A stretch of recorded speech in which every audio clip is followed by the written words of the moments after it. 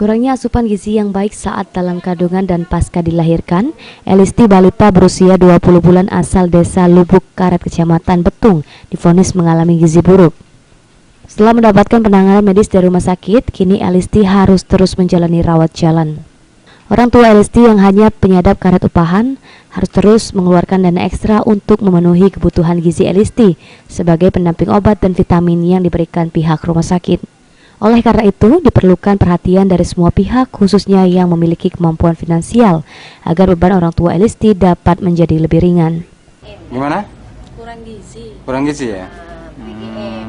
Kemarin kan Pernah diperiksa ke dokter? Iya, rumah sakit itu. Rumah sakit. Berapa hari di rumah sakit? 15 hari. 15 hari.